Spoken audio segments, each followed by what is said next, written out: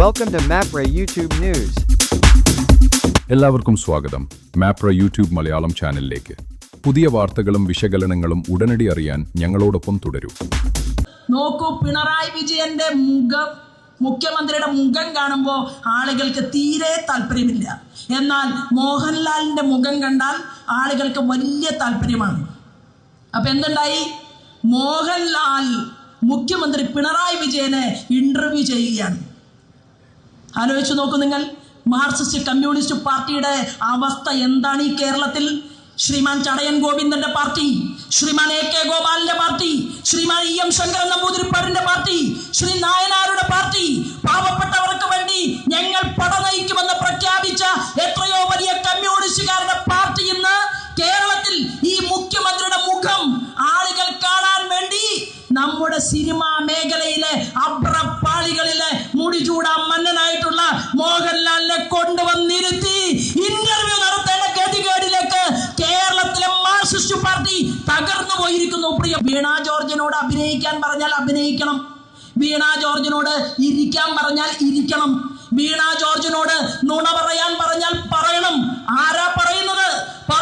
കേരളത്തിന്റെ മുഖ്യമന്ത്രി പിണറായി വിജയനാണ്. ശൈലജ ടീച്ചറെ മൂലക്കിരുത്തിയ കേരളത്തിന്റെ മുഖ്യമന്ത്രി പിണറായി വിജയൻ വീണ ജോർജിനോട് നാടകം അഭിനയിക്കാൻ പറഞ്ഞാൽ അഭിനയിച്ചില്ലെങ്കിൽ അടുത്ത തെരഞ്ഞെടുപ്പിലെ ടിക്കറ്റ് കൊടുക്കില്ല, മത്സരിക്കാൻ പറ്റില്ല.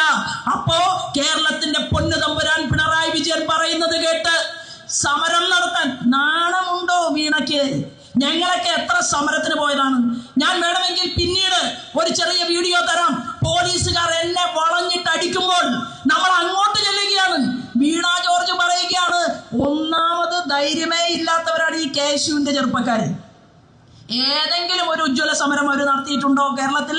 അവരുടെ സഹോദരി, മഹിളാ കോൺഗ്രസിന്റെ സഹോദരിയെ അടിച്ച് നട്ടല് പൊട്ടിച്ച് ഒരു ഭാഗത്തിട്ടിട്ടും മുഷ്ടി ചുരുട്ടി ഒന്ന് മുദ്രാവാക്യം വിളിക്കാൻ തന്റെ ഇടമില്ലാത്ത, വിളിക്കാൻ പോയാൽ സംരക്ഷിക്കാൻ കോൺഗ്രസിനകത്ത് ആളില്ല എന്ന് ബോധ്യമുള്ള ആ ചെറുപ്പക്കാര് വീണ ജോർജിനെ ആക്രമിക്കാൻ പോകുമെന്ന് ആരെങ്കിലും ധരിച്ചോ? ഇല്ല. പക്ഷേ അപ്പോഴേക്കും വീണ ജോർജിനെ കഴുത്തു വേദനിച്ചു. എന്താ കാരണം?